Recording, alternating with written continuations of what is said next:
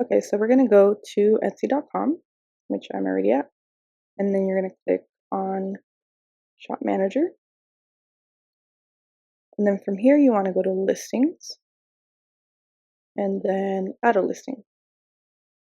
Now for here, you can search whatever category you are using. So you can just plug in what you plan on selling. So for this example, I'm going to say journal, and then just click on the one that is more relevant to what you're trying to sell. So for now, or for this example, I'm going to put journals and notebooks, which, as you can see, I already have some that they save for me since I already have listings. Etsy saves them for you, so it's easier for you to pick them once you have a lot of listings. I'm just showing you how it would be if it was a completely new account. But yeah, so we're going to click continue. And then from here, as you can see, you can either choose whether this is a physical or a digital file. So I'm going to start with the physical item, and then I'm going to do the digital file. So for physical item, who made it? So either you did, someone in your shop. So this is if you have multiple people working on one shop and it wasn't you that produced this item, or another company or person. So for this, if you got another company to help you produce a product, you would click another company. So let's say you were selling stickers, but you were outsourcing it to another company to make the physical stickers, you would click another company. For, again, this example, I'm going to put that I did. And then it's going to ask you if it's a finished product or a supply or tool to make products. So you can sell on Etsy, you can sell things that are already made, or you can sell tools to make items. So for this, I'm going to put a finished product, and then it's going to ask you when you made it. So if you are making these once you get an order, you would click made to order. If it's already made and you just need to package it to the customer once they purchase, you would put whatever year it is. I'm going to put made to order because I do wait until I get an order to start making it. Now from here, this might look a little confusing or a bit much because there's so much going on here. This is kind of new from when I first opened my Etsy shop, so Etsy has made it very specific now. The good news is that they show you examples in case you're not really sure which one to choose. So it's made from scratch. So this is basically like if you made, like it's saying a chair made from wood. So literally like completely new item that you're making.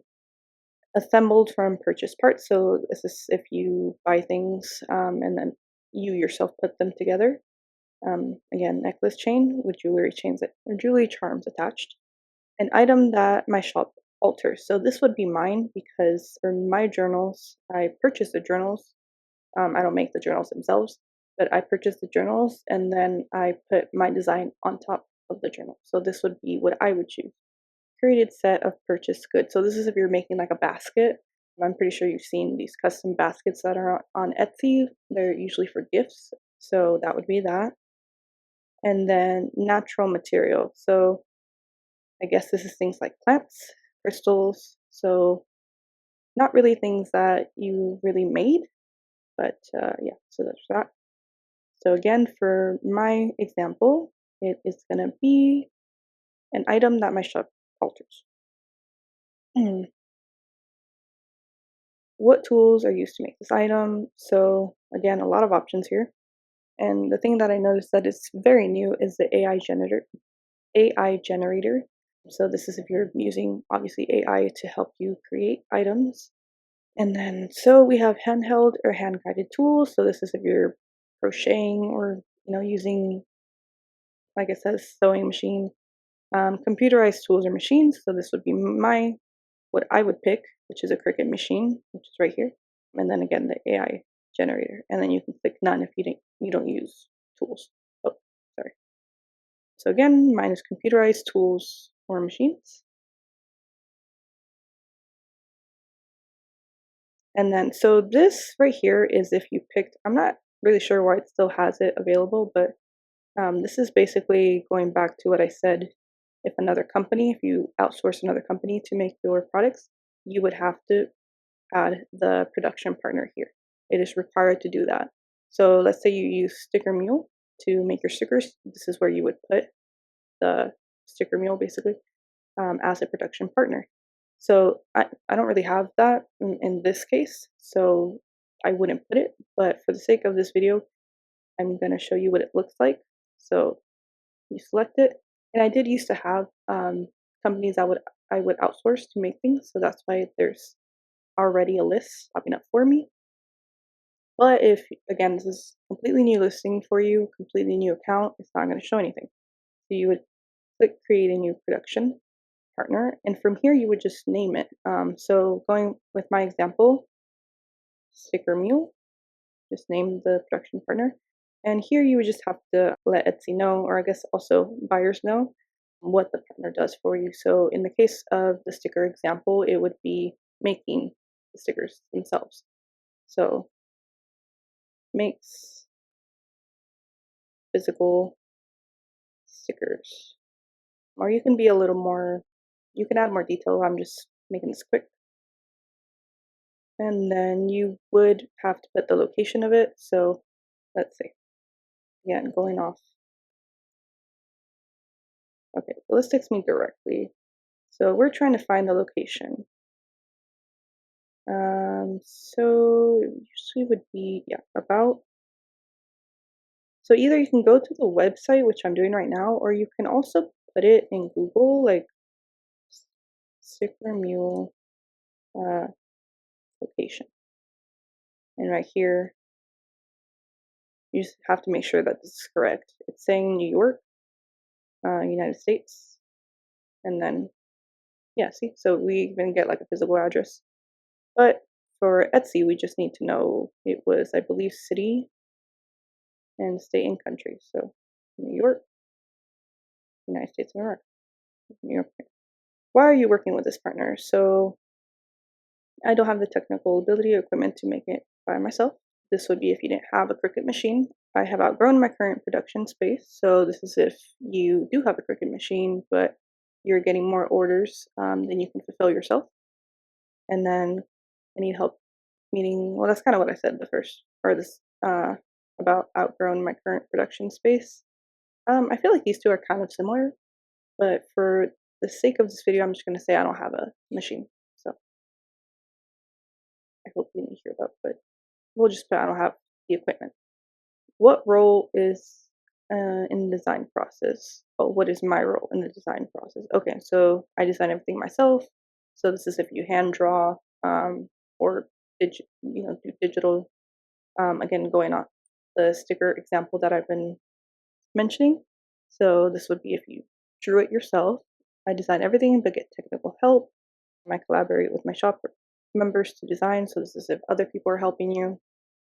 I have an idea and work with independent designers to realize it. So this is like if you outsource somebody else to make the sticker design for you. I collaborate with my production partner to design my products. Since we're using Sticker Mule as an example, they only take your design and make the sticker itself, so this wouldn't apply here. But if you had a production partner that also helps you design the stickers, like the actual design of it, not just the physical sticker itself, then you would choose this. I contract with independent designers and have rights to their work. Yeah, so this is very specific, but I'm gonna put, for the sake of this video, I'm just gonna put that I design everything myself. I'm kind of curious if it, I collaborate with my, okay, I did, okay, so it doesn't really change. I was kind of curious to see if it would pop up something else, depending on what I picked, but it looks like it doesn't. So I'm just gonna put it back to I design everything myself. And then what is your partner's role in the production process? They make a component of my product and I do the rest. So this is if they don't do the whole thing, but they do a part of it, which is not the case here. They create a finished product that I then alter / customize. Yeah, so it's pretty straightforward. So let's say, for the sake of this video, they make the stickers, but once you get them, I don't know, you put like laminate on it so it's waterproof. They create a finished product, then I add branding and packaging. So I'm not sure how I would explain this for stickers, unless like you put your branding on the back of the sticker maybe. and then they do everything for me. I guess it would be they do everything for me. And then I guess these questions are saying that it'll only be shared with Etsy, so your buyers won't see the answers that you selected. Let's click save just to see how it looks. Okay, so it saved it. As you can see, it saved it with the rest of my that I already had. So this would make it easier if you have, or if you make another listing and you just want to click and not have to do all that again. But so you would just check it when you click create a new production partner. It'll show the list, and you just have to check it at that point. But yeah, so I'm gonna uncheck it because, like I said, we are using the journal example for this one. So that was basically all of it. You would just click continue, and then it would take you to this page, which I will get into in a little bit. But I'm gonna go back. I'm gonna go back and do the digital side of it. So again, create add a new listing. We're gonna pretend this is a digital product. So I'm gonna put planner because that's the first thing that comes up to my head. So planner templates. So since this is a digital product, I am gonna put planner templates instead of calendars and planners. And then we're gonna click continue. And then here, we're gonna switch this to digital file. And then again, so whether I did, member my shop, another company or person, I'm gonna put that I did it. I'm gonna put a finished product. When did I make it? Yeah, I'm gonna say I already finished this because it's like a template that should already be done and ready to go. And then, so I'm gonna switch it up a little bit. So I put that I did, right? Okay. So it's saying if it's created by me or with an AI generator. So I'm gonna put AI generator. And I guess I didn't really do anything. This info won't change what buyers see for now, but will be used to improve the shopping experience in the future. Okay. I thought it was going to add something else, but I guess it didn't. Yeah, I guess it doesn't matter which one you pick. So I'll just pretend I used AI to create. Um,